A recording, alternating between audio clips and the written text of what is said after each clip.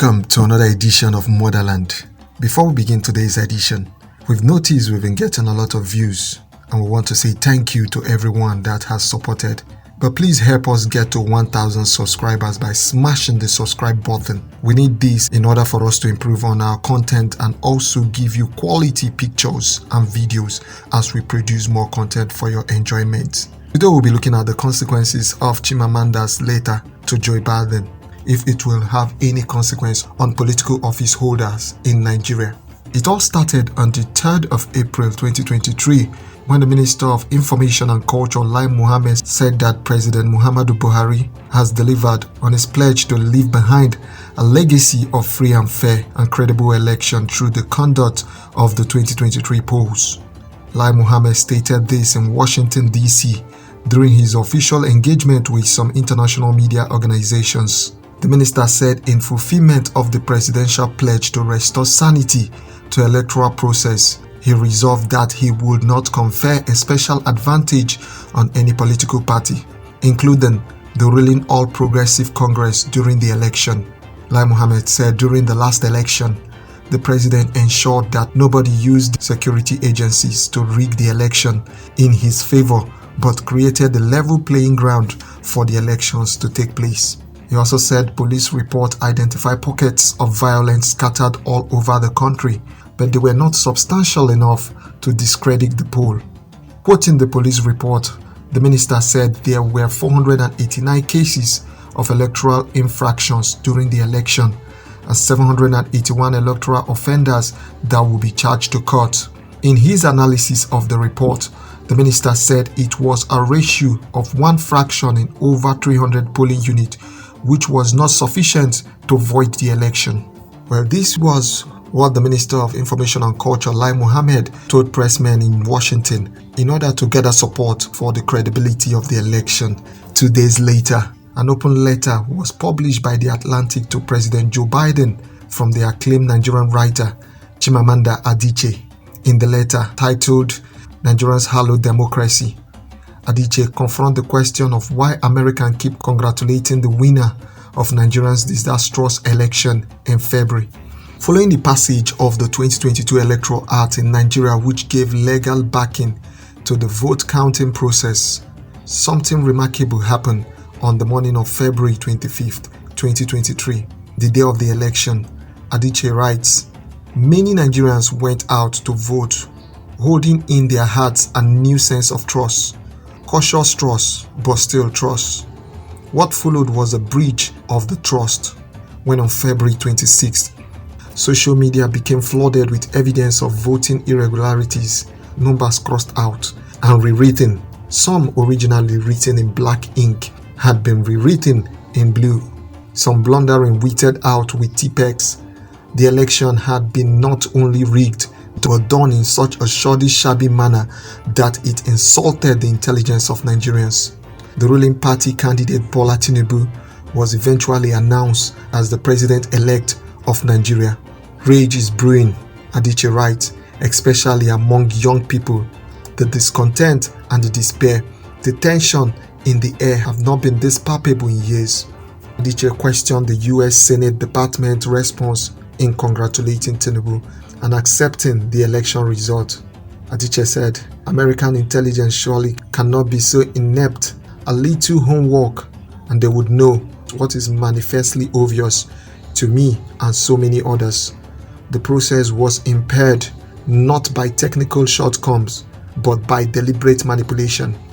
To Biden, Adichie writes, "You have spoken of the importance of a global community for democracy and the need to stand up for justice and the rule of law. A global community for democracy cannot thrive in the face of apathy from its most powerful member.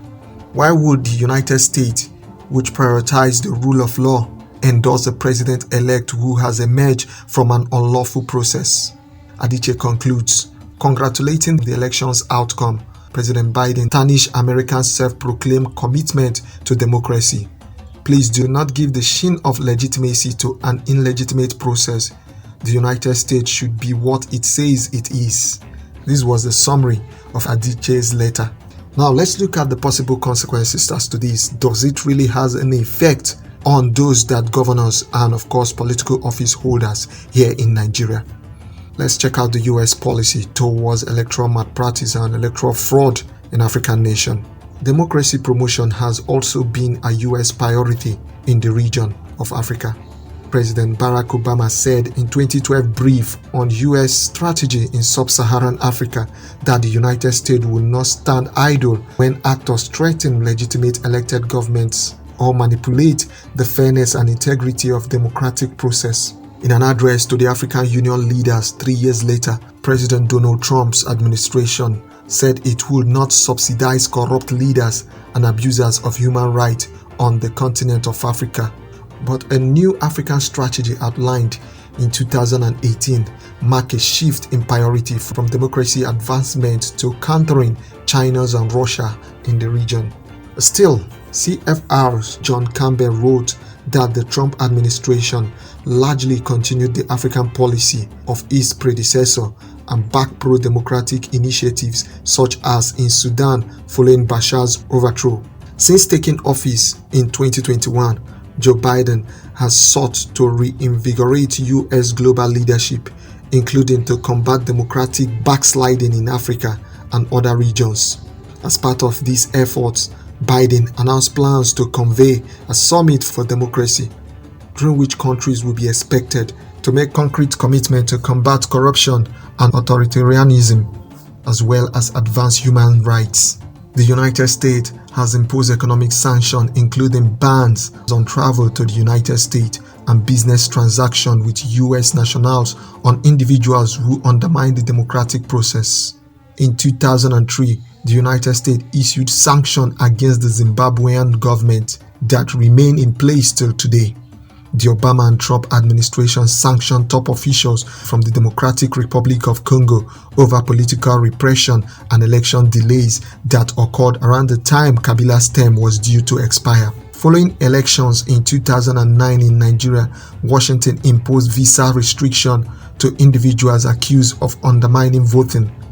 At the same time, analysts contend that the United States has often prioritized security interests over concern about prolonged rule and election malpractice.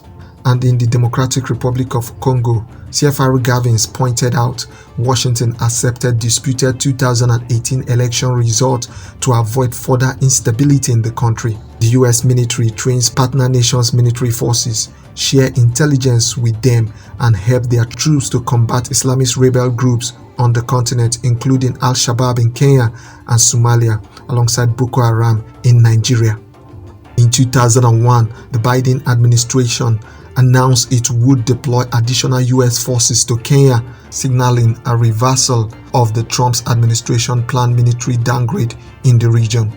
With the explanation brought forth, it's simple to understand that the United States may not clamp down hard on election offenders in Nigeria at the 2023 polls. The way I see it is about interest. Does sanctioning Nigeria favor American, or does it work against them? The Americans are mainly looking after their interests, and that is their number one priority, not the safety and of course the welfare of Africa. The only hope for the opposition party is the court case against the newly elected president in Nigeria. And if the legal process favors the APC, the Biden administration, the United States, Great Britain, and other countries in the world will recognize the president-elect Bola Ahmed Tinubu of the APC in respect of the process that brought him to power, or even his past history. Well, this is where we stop on today's edition of Motherland. Please do well to help us reach the 1,000 mark that we are targeting by subscribing on our channel. Smash the subscribe button, like and comment also to continue the discussion outside here. We'll be glad to get your response. Until then, see you next time we meet again.